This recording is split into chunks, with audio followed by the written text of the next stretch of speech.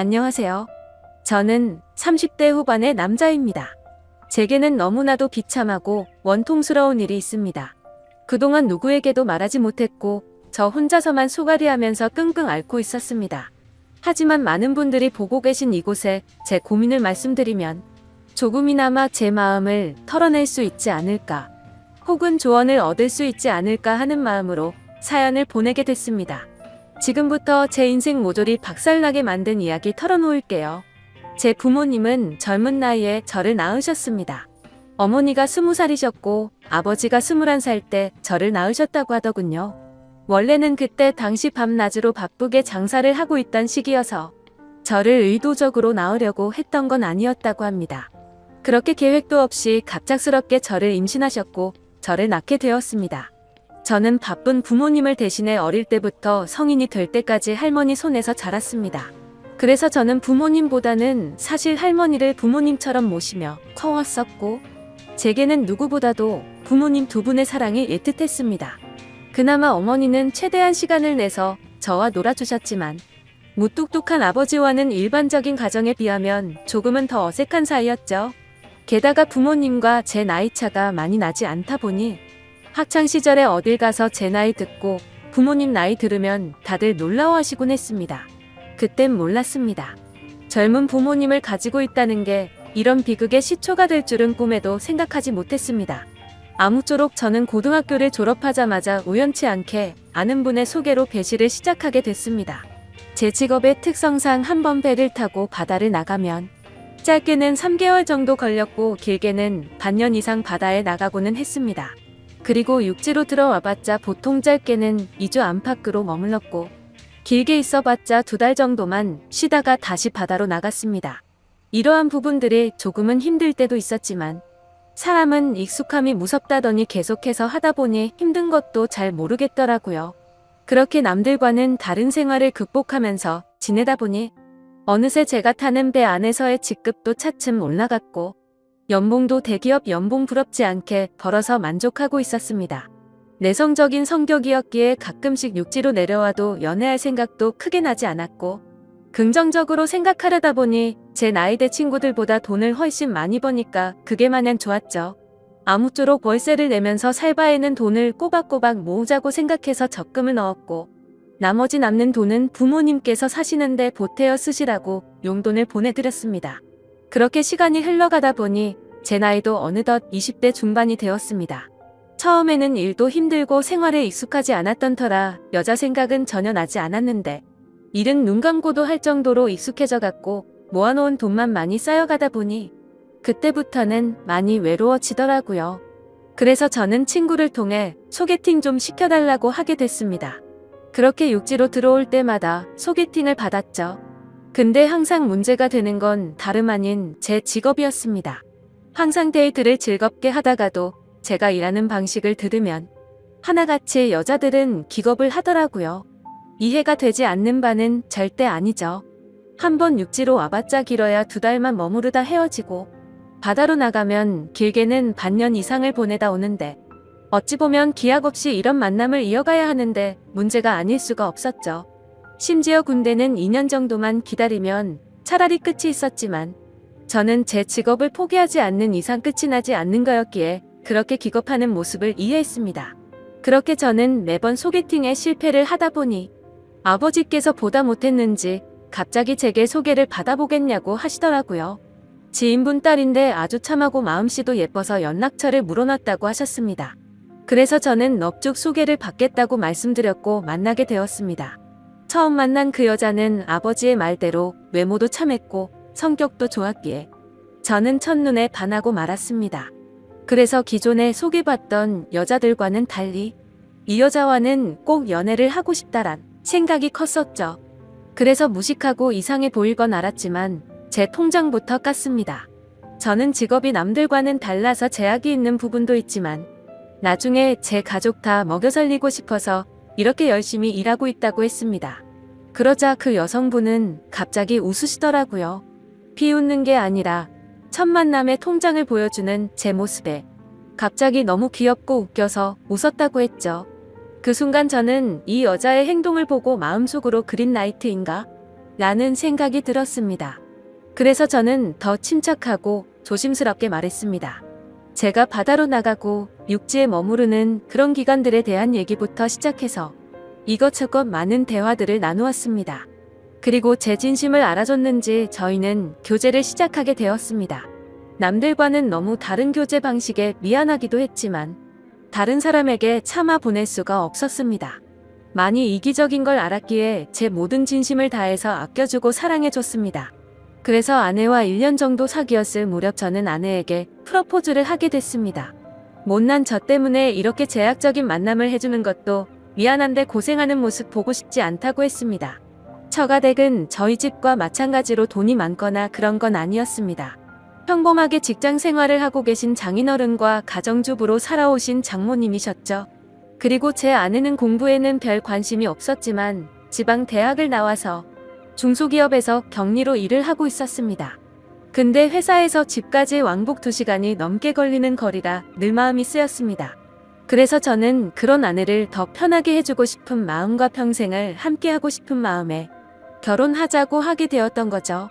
하지만 예상대로 아내는 쉽사리 수락을 하지 않았습니다. 제가 싫지 않고 만나서 함께 있으면 너무 행복하고 좋은데 바다로 한번 나가면 너무 오랫동안 못 보는 게 어느 정도 걸린다고 하더라고요. 근데 평생 그럴 걸 생각을 하니 생각할 시간이 필요할 것 같다고 했습니다. 그래서 저는 지금처럼 연애를 하면 내가 육지로 나와서도 우리는 약속 시간을 정해서 서로 만나고 또다시 집으로 헤어지고 하는 거 시간이 아깝지 않냐고 했습니다. 함께 같이 살면서 조금이라도 더 오랫동안 계속 붙어 있는 게 좋지 않겠냐고 말했죠. 그리고 제 진심을 담아서 말했습니다. 출퇴근하느라 고생하는 것도 그만했으면 좋겠고 하루라도 빨리 우리를 닮은 아기를 낳아서 더 행복한 가정 만들고 싶다고요. 그러자 아내는 고민 끝에 결국 제 프러포즈를 수락해줬습니다. 그렇게 저희는 서둘러서 양가 어른분들을 모시고 상견례를 마쳤고 다음에 육지로 돌아왔을 때 결혼하기로 날짜까지 정하게 됐죠. 참으로 미안했습니다. 제가 신혼준비를 도와주지 못해서 아내는 제 어머니와 같이 대부분의 결혼식 준비를 함께하게 되었고 그러는 과정에서 친엄마 친딸처럼 친해졌더라고요. 그래서 저는 아내와 상의 끝에 저희 부모님을 모시고 함께 지내기로 했습니다. 아무래도 제가 자리를 비운 사이 혼자 쓸쓸히 지낼 아내를 생각하니 마음이 쓰이더라고요. 그렇게 저희는 결혼식을 하게 되었고 참 감사하게도 저희는 허니문 베이비가 생기게 되었죠. 저는 바다에 나가 있었고 아내의 임신 소식을 듣자마자 너무 신이 나서 같이 일하는 동료들에게 실컷 자랑을 했고 참 많이 행복했습니다. 저는 기대에 부풀어 행복한 가정을 꿈꾸며 열심히 돈 벌자라는 마음으로 즐겁게 뱃생활을 했습니다. 그렇게 시간은 흘렀고 제 아내는 세상 누구보다 예쁜 딸아이를 출산하게 됐죠. 정말 어릴 적부터 꿈꾸던 가정을 만들고 있는 것 같아서 눈물나게 행복했고 제 인생에 아내와 딸만 있으면 어떤 일도 다 할 수 있겠다고 생각했습니다. 그리고 앞으로 아이가 생겼는데 분가를 하는 게 좋을지 물었습니다. 아내는 제 말처럼 혼자 지냈으면 무섭고 외로웠을 것 같다며 부모님과 지내는 게 지금은 생각보다 좋다고 만족해 하더라고요. 저희 부모님도 아내가 참 예쁘고 일도 잘해서 너무 사랑스럽다고 칭찬 일색이셨고 같이 지내면서 손주도 보면 좋을 것 같다고 하셨습니다.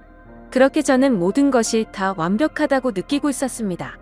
하지만 그 완벽한 날들은 오래가지 못했습니다. 정말 슬프게도 제 어머니가 갑작스럽게 교통사고로 돌아가셨습니다. 길을 가다가 급히 무단횡단을 하시다가 달려오던 차에 치여서 세상을 떠나시게 된 거죠. 그때는 어머니를 잃은 슬픔에 잠겨 다른 생각들은 전혀 할 수가 없었습니다. 그로 인해서 앞으로 벌어질 비참한 비극은 생각조차 못했습니다. 어머니를 잃은 슬픔에 잠시 일을 쉬었고 저는 다시 저희 가정을 먹여 살리기 위해 다시 배를 타기 시작했습니다. 그래서 그날부터 저희 집에는 제 아버지와 아내 그리고 딸아이만 있었죠. 어머니를 잃게 됐지만 아버지는 생각보다 괜찮으셨고 제 아내는 우울 증세가 올 정도로 많이 슬퍼했습니다. 친엄마처럼 따르고 지냈었기에 정말 많이 힘들어 하더라고요. 그래서 저는 아내가 걱정되어서 시간이 날 때마다 연락을 했고 아내는 걱정 말라며 괜찮게 지낸다며 시아버지 또한 잘 지내고 있다고 하더군요. 그런 모습에 저는 점점 아내의 우울 증세가 나아지고 있구나 하고 안심을 했습니다. 그렇게 제 어머니가 떠나가신 지 1년이란 시간이 지났습니다. 제가 다시 바다로 떠난 지 얼마 안 되어서 아내는 임신을 했다고 연락이 왔습니다. 그때도 첫 아이를 가졌을 때처럼 저는 정말 미친 듯이 기뻤습니다. 하늘나라로 가신 어머니가 저희 슬프게 지내지 말라고 선물로 아이를 보내줬다고 생각했습니다. 그날은 어머니 생각이 더 많이 나서 눈물로 밤을 지새웠던 것 같아요. 시간이 또 빠르게 흘러갔고 제 아내는 둘째로 산에 아이를 출산하게 됐습니다. 저는 제 어깨가 더 무거워졌지만 행복했습니다. 사랑하는 아내와 제 2명의 자식들을 위해선 못할 게 없었으니깐요. 이 세 사람을 제 인생의 축복이라고 생각하고 사명감을 갖고 더욱 열심히 살았습니다. 그런데 뭔가 이상한 점이 분명히 있었습니다. 제가 한 번씩 육지에 머무를 때를 생각해보면 아버지는 둘째 아들을 유독 좋아하셨습니다. 첫째 손녀를 낳았을 때는 보여주신 적 없던 모습들을 종종 보여주셔서 뭔가 이상했죠. 손녀 때는 그냥 좀 시큰둥하시던 분이 둘째는 너무 사랑스럽게 대하시기에 저는 단순히 딸이 아니라 산의 아이라서 저렇게 좋아하시는 건가 라고 생각했었습니다. 그러던 어느 날 제 인생에서 가장 비참하고 충격적인 순간의 날이었습니다. 날씨가 좋지 않은 바람에 저희는 예정보다 일찍 하선을 하게 되었습니다. 그래서 깜짝 놀래켜주고 싶은 마음에 미리 연락 없이 즐거운 마음으로 집으로 향했죠. 그때 시간은 한창 아이들이 유치원에 가 있을 시간이었습니다. 저는 저를 보고 반가워할 아내를 상상하며 현관문 비밀번호를 누르고 들어갔습니다. 그런데 뭔가 느낌이 쎄하더군요. 문을 열자마자 아내가 반가워하면서 뛰쳐나올 거라 생각했는데 아무 말도 없이 안방에서 조용한 인기척만 들리더군요. 설마 아내가 딴 남자와 불륜짓을 하는 건가 난 생각에 극도로 심장이 쿵쾅거렸습니다. 불길한 예감을 안고 그대로 신발도 벗지 않고 달려 들어가서 안방문을 벌컥 열었습니다. 아니다 다를까. 불길한 제 예감은 적중했고 제 예상대로 아내는 바람을 피우고 있었습니다. 근데 더 충격적인 건 진짜 상상조차 못한 현장을 목격했기 때문이죠. 저는 아내가 바람을 피워서 다른 남자를 집안에 끌어들였구나 생각만 했지 제 아내와 함께 있었던 상대가 제 아버지일 거라고는 감히 상상조차 하지 못했습니다.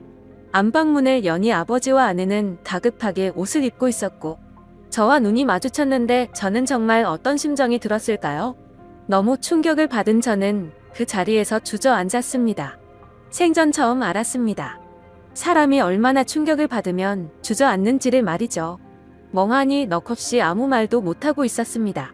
조금 뒤에 아버지라는 가면을 쓴 그 인간은 아무 말도 안 하고 도망치듯이 집 밖으로 나가버리더군요. 그리고 제 아내는 옆으로 다가와서 미안하다며 한 번만 용서해달라고 빌고 있는데 그때 기분은 너무 불쾌해서 목소리조차 듣기가 싫더라고요. 제 옆에서 울면서 아내는 제게 말했습니다. 시어머니가 돌아가시고 너무 우울해서 매일같이 너무 슬펐다고. 근데 제가 옆에 없으니까 병원까지 다닐 정도로 심해졌답니다. 그렇게 외로움이 극에 달했을 때 아내는 시아버지와 매일같이 술을 마시게 됐고 어느덧 술 기운에 자신도 모르게 실수를 하게 되었고 그 이후로는 누가 먼저라고 할 것도 없이 자연스럽게 이런 관계가 됐다고 했습니다. 당연히 이런 말도 안 되는 상황이 잘못된 건 알고 있었고 잘못된 상황을 바로 고쳐보려고 노력을 해봤었답니다. 하지만 아무리 노력해봐도 이미 엎질러진 물은 수습이 되지 않았다네요. 그래서 아내에게 언제부터 이런 짓거리를 했냐고 물었습니다. 시어머니 돌아가시고 6개월 정도 지나서부터였다고 하더군요. 정말 피가 거꾸로 솟는 듯한 기분이 들었고 그 말을 듣자마자 순간적으로 불안한 생각이 스쳐 지나갔습니다. 왜냐하면 아버지가 둘째 아들만을 유독 특별하게 아끼던 모습들이 떠올랐기 때문이죠. 저는 앞뒤 가릴 거 없이 직설적으로 물었습니다. 둘째 아들이 내 아이 맞냐고 하니까 아내는 아무 말도 없이 고개를 숙이고 있더라고요. 제가 빨리 대답하라고 소리 지르니까 아내는 미안하다며 울기만 하더라고요. 니네가 짐승이지 진정 사람이냐며 있는 힘껏 소리를 질렀습니다. 현관문이 열려 있어서 동네 사람들이 수군대면서 쳐다보고 지나가는데 그딴 건 전혀 눈에 들어오지도 않더군요. 저는 그 자리에 더 있다가는 정말 크게 사고를 칠 것 같아서 일단 집 밖으로 뛰쳐나갔습니다. 어떻게 이런 일이 실제로 일어날 수가 있나 생각했고 그 충격은 절대로 쉽게 헤어나올 수가 없더군요. 그래서 며칠 동안 정신을 잃어서 쓰러질 때까지 술을 마시고 모든 연락을 끊고 있었습니다. 그 힘든 와중에도 어떻게 해야 하나 현실적인 생각들을 하게 되더라고요. 이혼을 한다고 하더라도 제가 현실적으로 아이를 혼자 키울 수도 없는 상태였고, 그렇다고 배운 게 이것밖인데 지금 하고 있는 직장을 그만둘 수도 없지 않나 생각했습니다. 게다가 제 아내가 몰래 만나던 남자가 무려 제 친아버지입니다. 사실 지금도 아버지라고 적지만 그런 관계라는 게 역겨울 뿐입니다. 아무튼 아버지라는 그 인간은 그날 집 밖으로 나가고 주랭랑을 쳤는지 지금 이 글을 쓰는 순간까지 그날 이후로는 단 한 번도 보지 못했죠. 결국에 며칠 동안 정신없는 시간을 보내다가 역겨운 마음에 차마 돌아가기 싫었지만 현실적인 문제들을 안고 집으로 들어갔습니다. 저를 보자마자 아내는 순식간에 달려와서 제게 무릎을 꿇고 빌었습니다. 제발 한 번만 용서해달라며 시아버지와 그러한 사실들이 동네방네 밝혀지면 자신은 도저히 살아갈 자신이 없다고 하더군요. 2번 다시 이런 일 없을 테니까 용서해달라고 빌었고, 현실적으로 제가 어떻게 할 방법이 없으니 일단 당장은 그냥 대충 알겠다고 말했습니다. 사실 그날 이후로 말도 잘 섞지 않았습니다. 말만 용서를 한다고 한 거지 어떻게 용서가 될까요?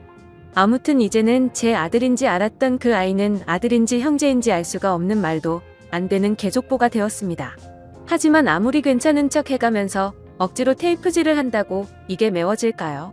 그날 이후 저는 심각할 정도로 의처증이 걸린 것 같았습니다. 하루라도 아내와 연락이 안 되면 극도로 불안해지고 초조해져서 미쳐버릴 것 같더라고요.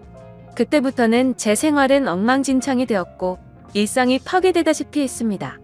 배를 타고 나가서도 일도 손에 안 잡히고 그때 역겨운 상상들이 떠오르고 도저히 버틸 수가 없겠더라고요. 결국 끝내 저는 정신과까지 다니면서 약을 먹고 치료를 받았죠. 병명은 공황장애와 폐쇄공포증까지 겹쳐서 생겼다고 하더라고요.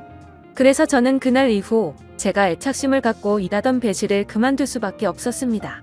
그렇게 결국 배실을 그만두고 먹고는 살아야 했기에 관련 업종의 직업에 취직했고, 예전과는 비교도 안 되는 부족한 월급을 받으면서 집으로 들어가 살게 되었습니다. 하지만 지금 생각해보면 제 스스로도 이상하다고 느낄 만큼이나 정신적인 압박감이 심했던 것 같습니다. 아내와는 하루가 멀다 하고 매일 같이 싸우기 바빴습니다. 그리고 제정신을 유지하는 게 싫어서 퇴근하면 항상 술을 취할 때까지 마셔댔죠. 그런 관계를 지속해오다 보니 결국 아내도 참고 참다가 결국 이혼을 하게 되었습니다. 아이들은 아내가 데리고 살기로 했고, 저는 너무 괘씸한 아내에게 양육비는 1년치만 주겠다고 했더니 아내는 아무 말도 하지를 못하더군요. 그렇게 저희는 이혼을 하게 되었고 벌써 2년이라는 시간이 지났습니다. 한때는 아버지였던 그 인간은 혹시나 아내한테 찾아가는 거 아닌가 싶어 몰래 아내를 뒤따라 다녀보기도 했지만 그런 건 아닌 것 같았습니다. 이제는 그 인간이 죽었다고 하더라도 전혀 슬플 것 같지도 않고 평생 보고 싶은 생각이 단 1%도 없습니다. 요즘에는 알고 보니 제 아내였던 사람은 아이들 키우느라 일을 하는데 형편이 너무 어려워서 말이 아니라고 하더군요. 지금은 시간이 지나가다 보니 조금은 신경은 쓰이기도 하고, 이렇게 제가 행복하게 생각했던 가정이 무참히 끝나버리는 게 맞나 싶기도 합니다. 근데 그런 생각이 들면서도 제 아버지란 인간과 함께 했었던 아내를 죽을 때까지 잊을 수가 없을 텐데 섣불리 판단하는 게 절대로 안 되네요. 여러분들이라면 어떻게 하실 것 같나요? 저보다 인생 경험도 많으시고 훌륭한 분들이 많으실 것 같아서 여쭤보고 싶습니다. 댓글로 생각을 남겨주시면 제가 어떻게 결정할지 큰 도움이 될 것 같습니다. 감사합니다.